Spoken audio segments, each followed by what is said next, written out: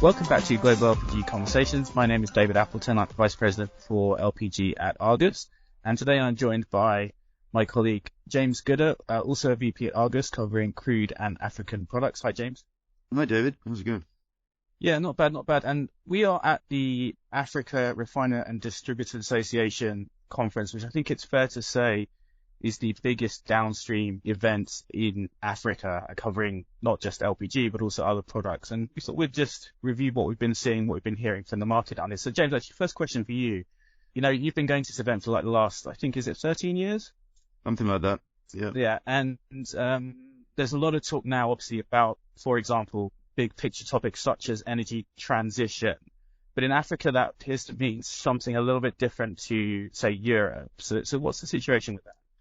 Yeah, good question. I mean, the debate down here in the global south is quite different to what we have in Europe and North America. It's not about decarbonizing a highly intensive energy industry. It's more about extending energy to those parts of African hinterlands that don't currently have any access to energy at all. And so when we talk about energy transition, a lot of what we hear in Africa is more about energy security and ensuring that as a quickly growing population gets access to fuel, it's the right kind of fuel and the cleaner fuel. So that's why LPG is such a hot topic, because so many people do their cooking and other energy needs from charcoal and firewood. And that's, of course, terrible for public health. It's terrible for deforestation.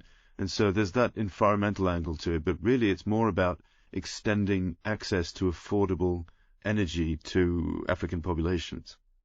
Right. And actually, this isn't unlike yourself, as you say, you've been here, I think, around 13 editions. This is my first time at this event. And I have to say that the focus on LPG is really quite clear to distributors and refiners and other market participants in African energy. Normally, when I go to conferences which are focused perhaps on wider oil products, LPG is something of an afterthought for a lot of people, I think. But clearly for Africa, it's something else.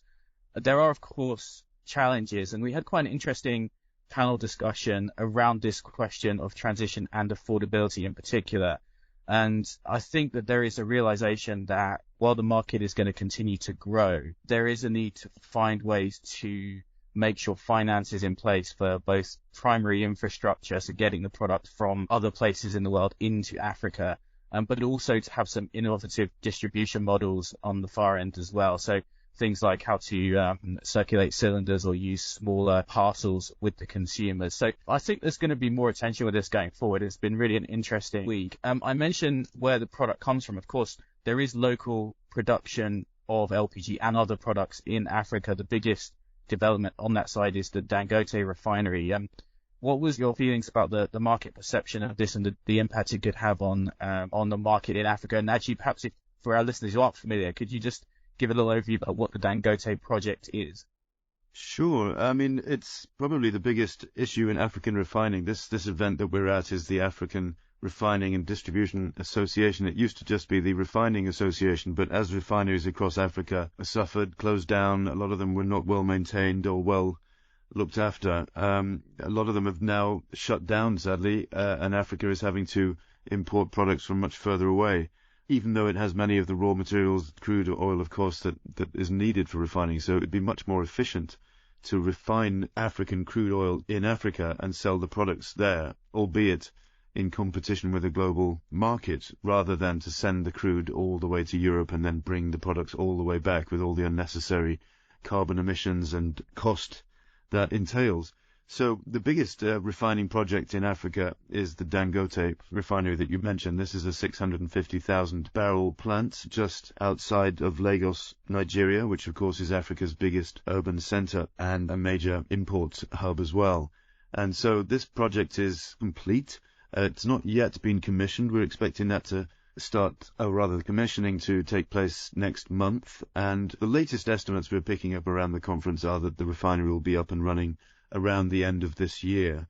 And when that happens, it will have a huge impact throughout the region and beyond, really, because it will be the biggest refinery in terms of crude refining capacity in Africa or Europe. It will reduce the need for Africa to import certainly clean products like gasoline principally, and also diesel and jet to a lesser extent, LPG is likely to be produced at the refinery as well, we've been hearing. And, of course, Nigeria produces a lot of LPG from associated gas and other sources.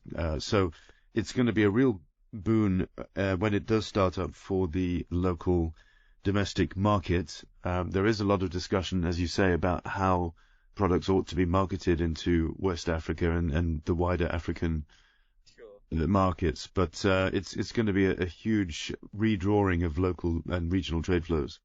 Yeah, that's really interesting. And there are what I found to be in a similar vein into across the conferences, like the number of projects you see in Africa. In particular, I'd highlight there's also developments in the upstream in, for example, Uganda, which will also be producing products and LPG. So hopefully that will close the import gap there as well. Yeah. And so I think that there's quite a lot of potential for change going forward. And hopefully we'll see a situation where, while I am sure that there will continue to be a need to import products into Africa, that the local production can also make up more of a difference in that balance. And so yeah, but certainly, I mean, there's a lot of optimism. I think we saw across the 3 days at the conference, a lot of interesting companies and governments taking part. I think that going forward, next 5-10 years, we'll see some good developments in LPG in Africa. No doubt about it. It's just regarded as the fuel of the future here, and the cleanest possible way to extend energy access to the population. Absolutely. Great. I think we'll wrap things up there. Thanks very much, James. Pleasure. Good to speak to you, David. Cheers.